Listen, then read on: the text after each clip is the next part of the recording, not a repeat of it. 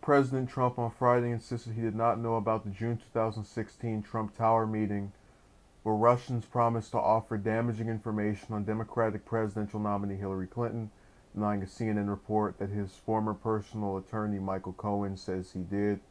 And so the fake news doesn't waste my time with dumb questions. No, I did not know of the meeting with my son Don Jr., Trump wrote in a series of early morning tweets.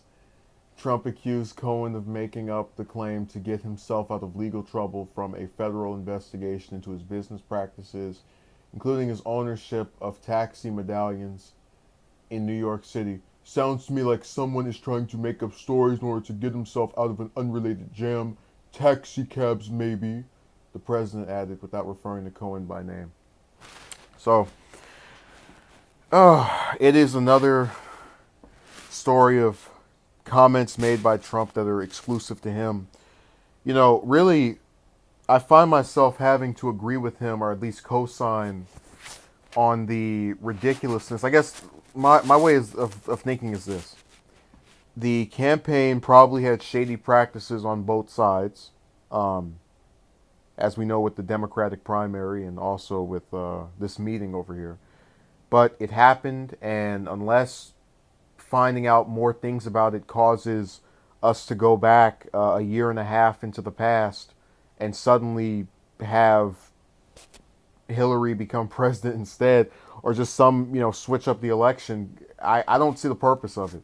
So whenever Trump talks about, you know, being disenchanted with ongoing inquiries, I can very much sympathize with that feeling.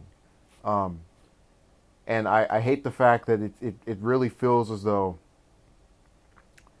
you have all of these issues going on and they get sideswiped for things such as this.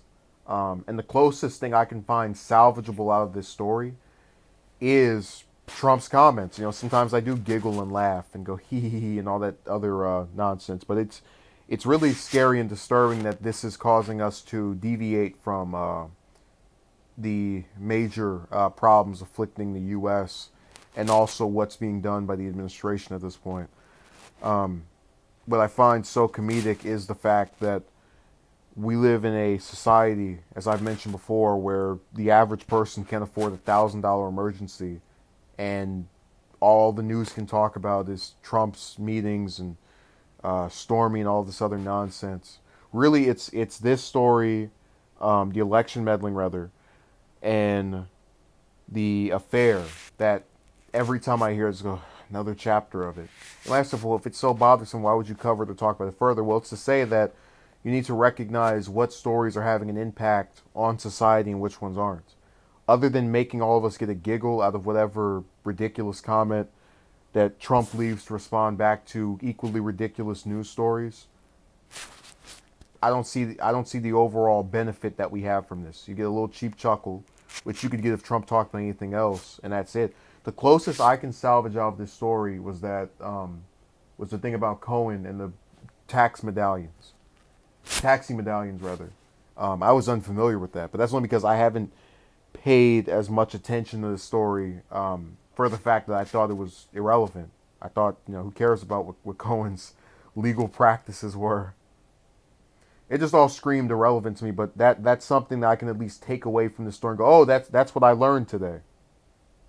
So, thank you for watching. Hopefully, we can avoid these stories in the future. I doubt it. We're deep in, unfortunately.